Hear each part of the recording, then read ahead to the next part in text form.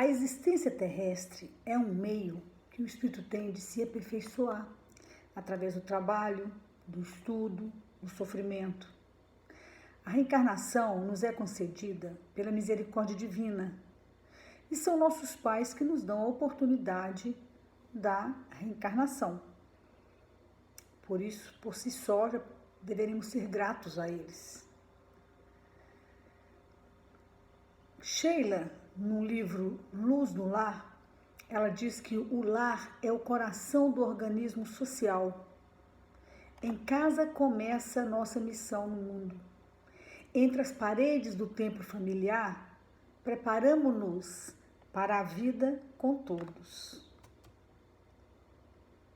Quando reencarnamos, encontramos no lar o berço que nos acolhe, o teto que nos agasalha, a escola que nos orienta, o templo que nos edifica, mas acima de tudo, o grupo familiar que nos auxilia na nossa jornada espiritual. O lar espírita não se restringe a uma construção de alvenaria, é uma edificação que se alicerça no amor fraterno e tudo que existe nele constitui material didático que necessitamos para a nossa evolução. Então nós temos que aproveitar todas as oportunidades que são apresentadas, ao invés de nos revoltarmos ou de negarmos situações, de nos rebelarmos, da autopiedade, nada disso. Tudo o que nos acontece é material didático, é para a gente aprender. Temos sempre que tirar proveito das situações, por pior que elas sejam, a gente fazer a pergunta: o que Deus quer me dizer com isso? Por que estou passando por determinada situação? Ou como fazer para passar por determinadas atribulações com menos sofrimento? Da melhor forma possível, como fazer? E isso a gente vai aproveitando. Porque a gente sabe que Deus não erra de endereço. Tudo que nos acontece é para a gente mesmo. E cada um segundo as suas necessidades. Então, as minhas necessidades são diferentes de cada um dos elementos que compõem a minha família. A gente tem esse grupamento familiar, mas cada um com seu cadinho. Cada um com seus compromissos reencarnatórios. Precisamos de ter esse entendimento para que tenhamos êxito na nossa encarnação. A família, o Emmanuel ele tem um livro que chama Pensamento e Vida, tem um capítulo que chama Família. E ele diz que a família consanguínea entre os homens pode ser apreciada como o centro essencial de nossos reflexos, reflexos agradáveis ou desagradáveis, que o passado nos devolve. É assim que na esfera do grupo consanguíneo, o espírito reencarnado segue ao encontro dos laços que entreteceu para si próprio, na linha mental em que se lhe caracterizam as tendências. Sabemos que o corpo físico ele é plasmado pelo perispírito e de acordo com as nossas necessidades de provação, expiação, porque a gente precisa de purgar o nosso perispírito através da encarnação. E geralmente a gente está na família, no grupo familiar, no lugar certo, está tudo certo. Por mais que a gente pense assim, nasci na família errada, no tempo errado. Não, gente, nós nascemos no tempo certo, na família certa. Para se concluir uma reencarnação, existe muita negociação no mundo espiritual.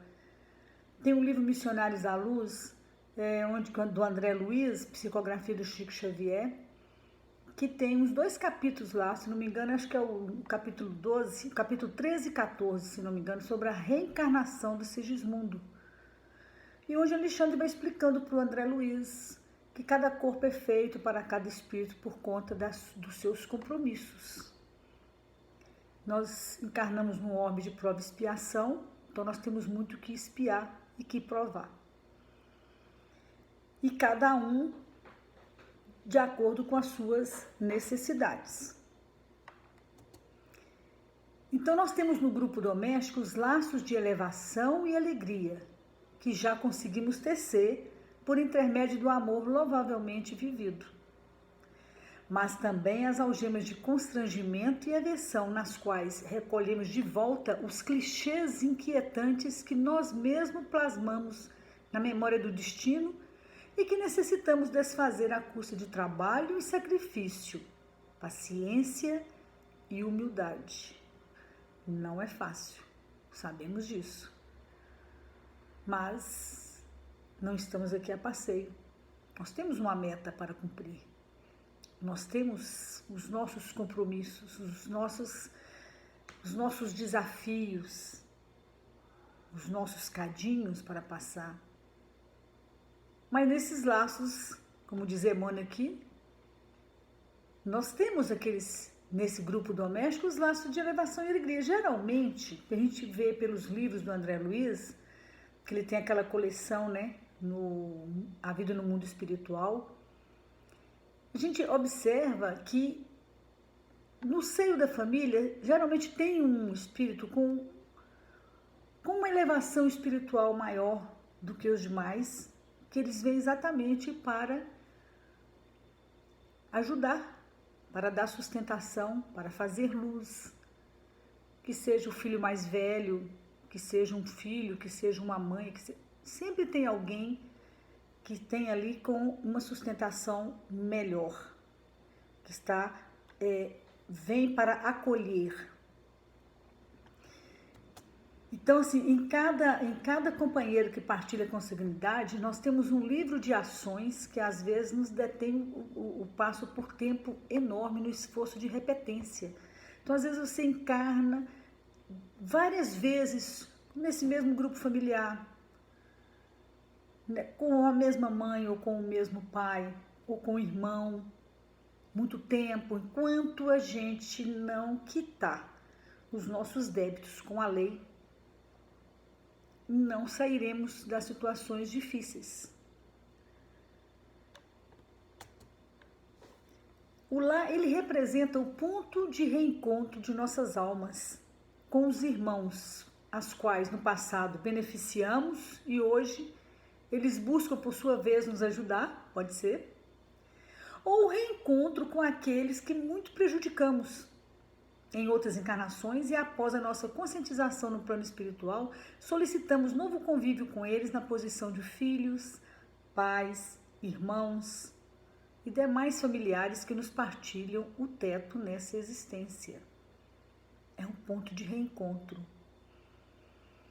Às vezes, numa existência anterior, nós ensinamos um companheiro a beber, introduzimos o vício nele. E aí, na outra encarnação, ele está ali dentro da sua casa, bebendo todas, e você tendo que lidar com situações difíceis.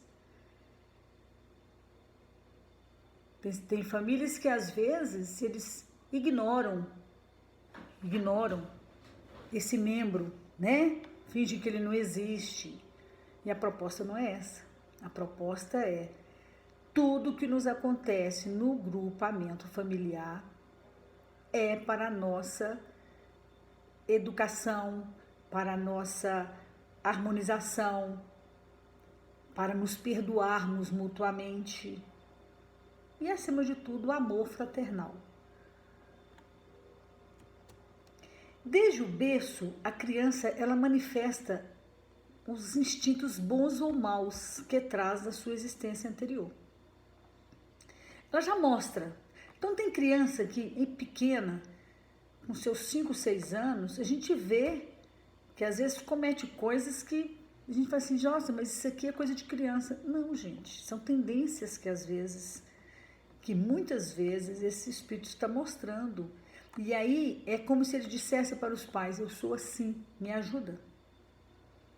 Porque essas crianças que têm encarnado, a partir da década de 80, segundo nos informam os espíritos, são crianças de um elevado nível intelectual, muito inteligentes, um desenvolvimento intelectual muito grande, mas o desenvolvimento moral ainda não chegou lá. Por isso eles estão aqui. Porque se ele já tivesse atingido o desenvolvimento moral e intelectual, não estaria encarnando aqui na Terra.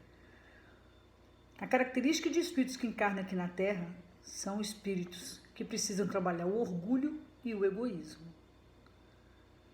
E essa responsabilidade é desse grupo familiar. O pai, da mãe, são crianças que são muito, eles argumentam muito. Eles têm uma facilidade de argumentação que deixa qualquer adulto, às vezes, sem ação. Mas nós temos que saber que cada pai que está recebendo uma criança dessa, cada mãe que está recebendo uma criança dessa, eles foram orientados, eles fizeram curso no mundo espiritual para receber essas crianças. Então, se eles são muito inteligentes e são tendência à manipulação, os pais, eles têm preparo para isso. É só buscar no seu íntimo, buscar a intuição, porque a ajuda ela sempre vem.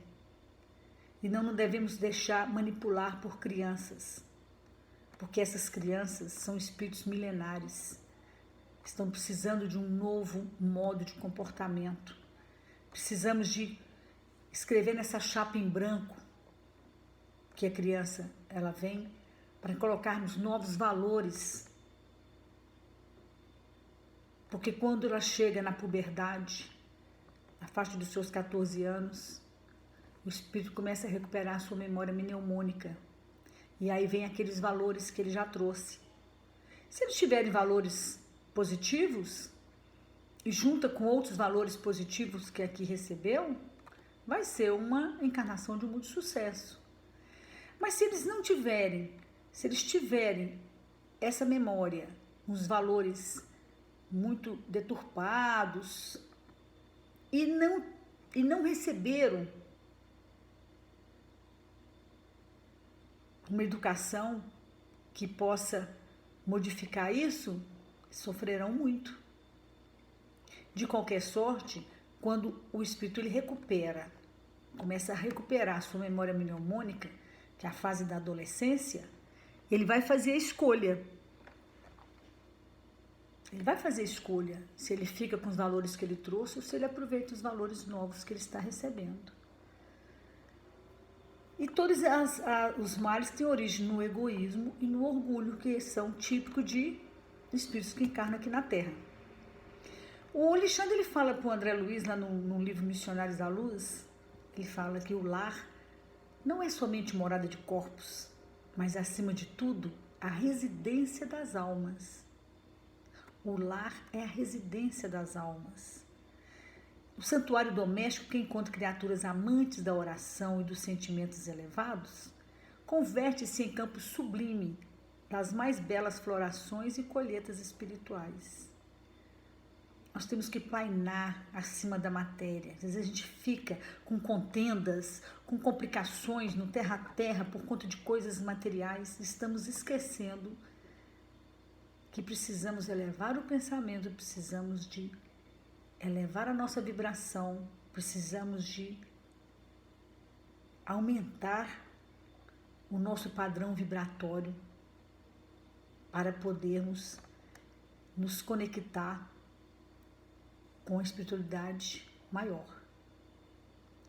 Sabemos que nós influenciamos e somos influenciados o tempo inteiro. Mas resta saber com quem eu quero me influenciar. Quem eu quero que me influencie? Os espíritos superiores ou os espíritos inferiores? A escolha é minha. Nós temos o nosso livre-arbítrio. Então nós precisamos de plainar acima da matéria e lembrar que nós somos espíritos momentaneamente encarnados na Terra. Momentaneamente encarnados. Então, o santuário que encontra criaturas amantes da oração e sentimentos elevados, ele converte esse campo sublime em florações. Então, às vezes, numa família, uma pessoa que seja criança, que consegue fazer uma oração elevando o seu padrão vibratório, sintonizando com a espiritualidade superior, essa criança, ela consegue harmonizar a sua casa toda. Porque a oração é muito importante, gente. O culto do evangelho do lar é muito necessário para que haja harmonia, respeito, solidariedade, acima de tudo, amor fraternal. Porque nós somos irmãos em humanidade. E dentro de cada casa, de cada lar, nós temos aqueles grupamentos que, se eles estiverem em harmonia, ele harmoniza tudo à sua volta. Perguntaram para o Emmanuel lá no Consolador qual a melhor escola de preparação das almas reencarnadas na Terra. E ele responde: a melhor escola ainda é o lar, onde a criatura deve receber as bases do sentimento e do caráter. Os estabelecimentos de ensino podem instruir, mas só o Instituto da Família pode educar. É por essa razão que a universidade poderá fazer o cidadão, mas somente o lar pode edificar o homem. Eu acho essa questão fantástica, porque o Consolador, ele foi escrito na década de 40, no início da década de 40. E essa discussão até hoje, né, gente, se faz, inclusive, essa discussão ela é atual. Quem deve educar, se é a escola, se é a família joga para a escola acha que não é, e fica essa falta de acordo, né? O Emmanuel, ele já falava isso. Educação é do lar, instrução é da universidade, mas quem educa é o lar, a educação do cidadão, porque ela vai edificar o homem, e somente a educação pode reformar os homens, somente educação. E educação é o conjunto de hábitos adquiridos. E para se incutir valores virtuosos, para se educar, precisa de recursos materiais, precisa da boa vontade. É o cinzel da boa vontade. Para que você passe esses valores para os seus filhos, isso não precisa de dinheiro. Porque às vezes a pessoa fala, mas eu não tenho condições de fazer. Todos nós temos. A cada um segundo a sua obra. Deus não coloca nada de fardo maior do que a gente pode suportar. Tudo dentro do combinado. Tudo dentro do que a gente pode. E nós temos que lembrar que os nossos filhos não são nossos filhos, são filhos do mundo, como já dizia o poeta Gibran, Khalil Gibran. Ele disse, vossos filhos não são vossos filhos, são filhos do mundo.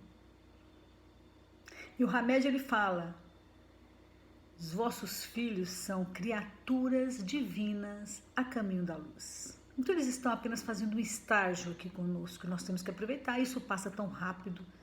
É de uma rapidez que quando a gente assusta, eles já foram embora. E aí o tempo de fazer coisas boas ou de convivência mais aproximada se foi. Nós temos os laços de sangue, eles não determinam necessariamente os laços espirituais, não é isso? O corpo gera o corpo, mas o espírito não é gerado pelo espírito, porque ele já existia antes da gestação do corpo. O espírito, ele vem do mundo espiritual. E os verdadeiros laços de família são os da simpatia, da afinidade, de pensamentos que unem os espíritos antes, durante e depois da encarnação.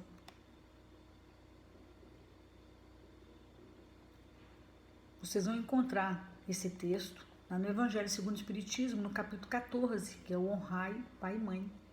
Fala sobre os laços espirituais e os laços corporais. São as famílias por laços espirituais e as famílias por laços corporais.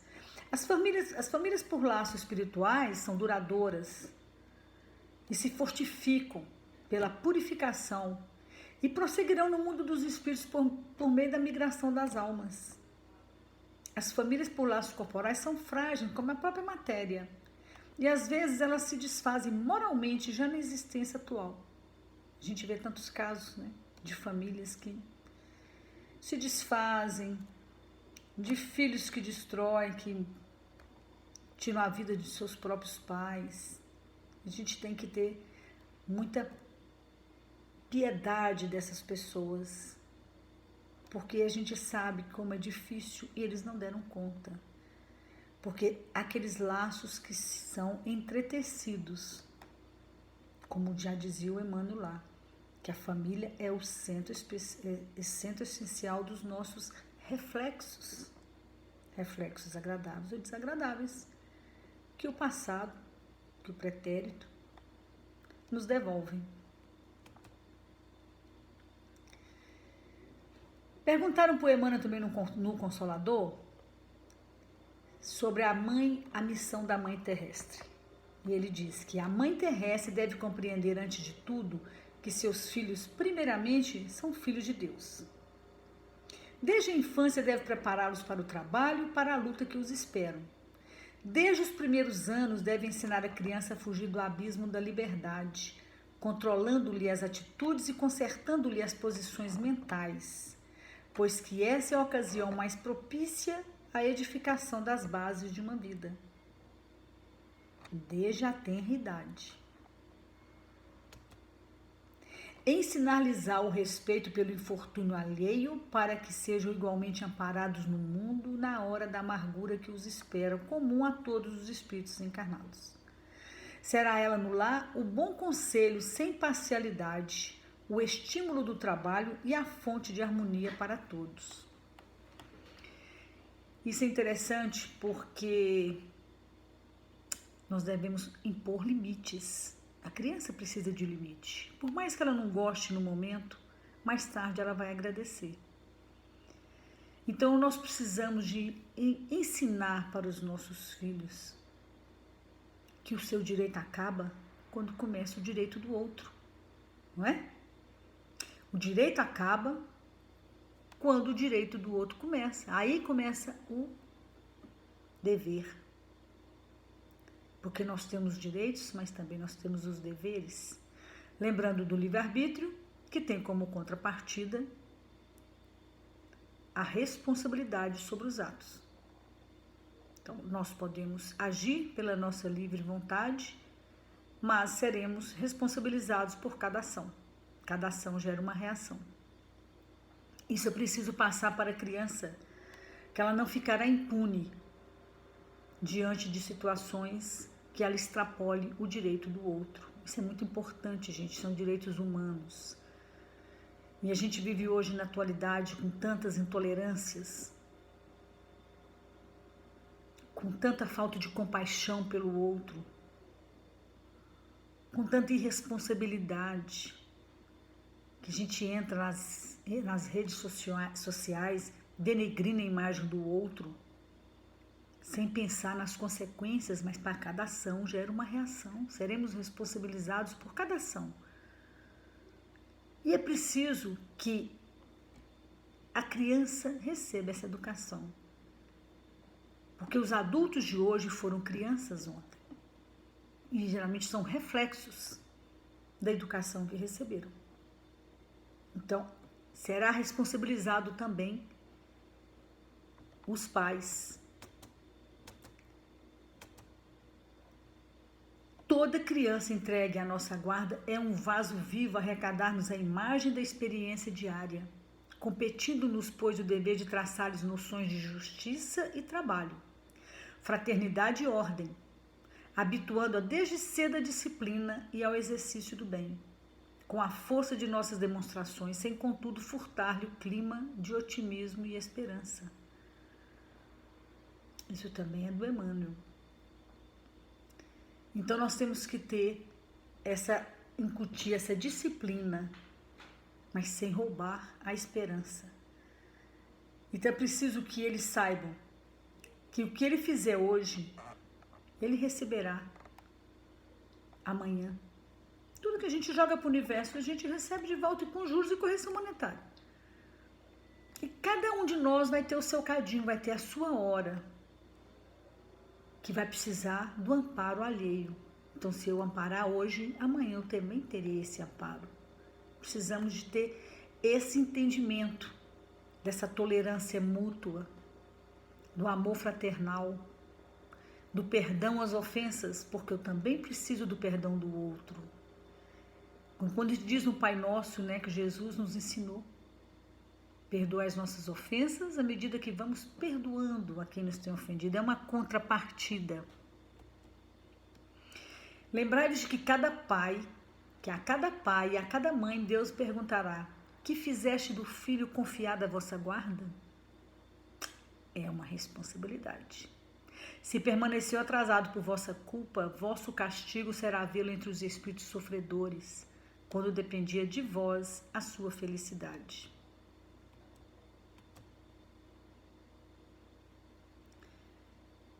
O Emmanuel tem um livro que chama Nosso Livro e tem um texto que chama Jesus no Lar.